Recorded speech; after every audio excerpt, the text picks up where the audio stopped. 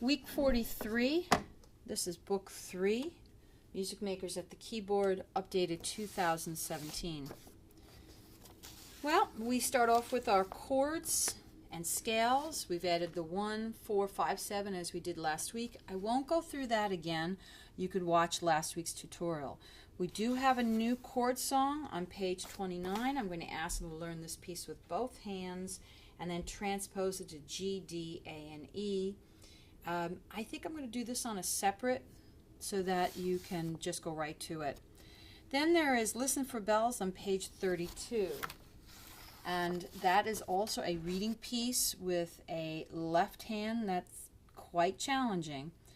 And then we have Who's That on page 34, Merrily We Roll Along on page 35. So we have 4 big pieces that we're going to learn over them. Now they're not that big in the sense that they've heard these before. What's different is that they're now beginning to add more complicated accompaniments to them. So let's look at these together. Chord song first. Page 29.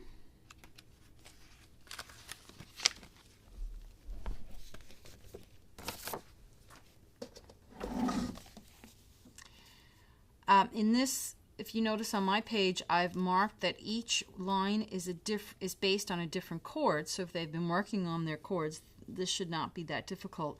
This is based on the 1 chord in E major, the 4 chord in E major, the 5/7 chord in E major, and the 1 chord in E major. And if you look, in this first, the left hand is playing the chords while the right hand's playing an arpeggiated form of the chord, and then the roles are reversed, and that happens on each line. So let me play it for you so you know what it sounds like.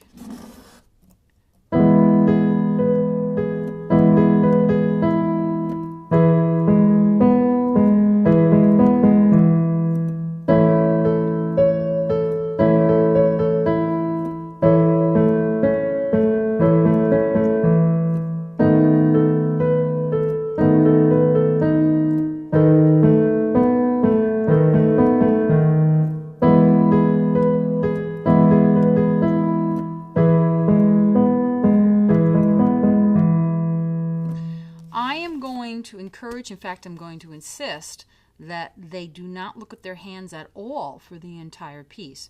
And I will cover the keyboard the way I'm covering it right now. So when they're moving to that 4 chord, they have to feel it. It's a tactile motion that move that pinky over to the C sharp. Same for the 5/7. They have to move their hands, and they have to do both at the same time. So this is quite a challenging piece for some of the children. All right, the next piece that we have is Listen for Bells on page 32. Let's find that.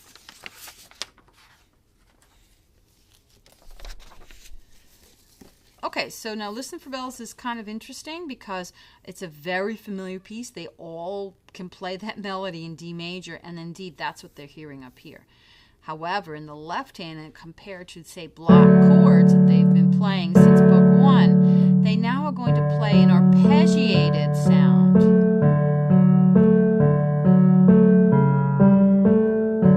And of course, they're going to put the hands together.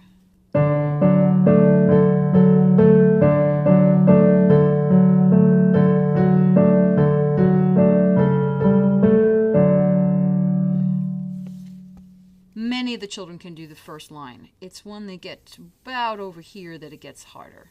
So they may even actually want to start right here on the 5/7 chord and go to this. And then perhaps then they'll go back 1, start from there and go to there. And then start from here and go to the end. And they can continue to add a measure until they can start at the beginning.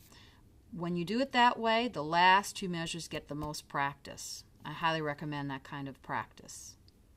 All right, the next piece that's listed on here is Who's That on page 34. Again, look at how it's a very familiar piece. They're being asked to put in the chord symbols below and then play this piece with the chords as written. They're keeping their eyes on the music. They're not looking at their hands, so you may want to cover. And then I asked them to do Merrily We Had a Roll Along, same thing, where they're going to write in the chord symbols and then play the piece with the chords as written. be aware that those chords play directly with the note that is atop of them, right? So they're thinking this way, both going at the same time. Hi-Lan-Day, they're playing with chords. Merry go the mountain, Hi-Lan-Day, to pick a yellow plantain, Hi-Lan-Day. And they're playing with the listening CD. Then they move over and they do it in E.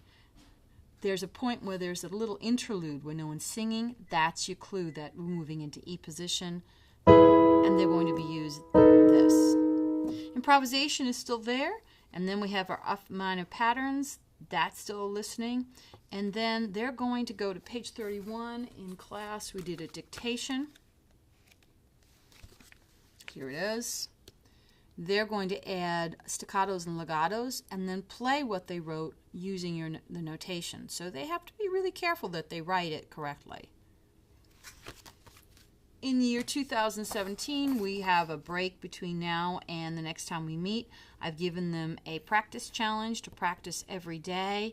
They can practice at least 7 days in a row. That'd be great. And when they come back, they want to show this to me. Have a great weekend and a great week, and we'll see you in the next class.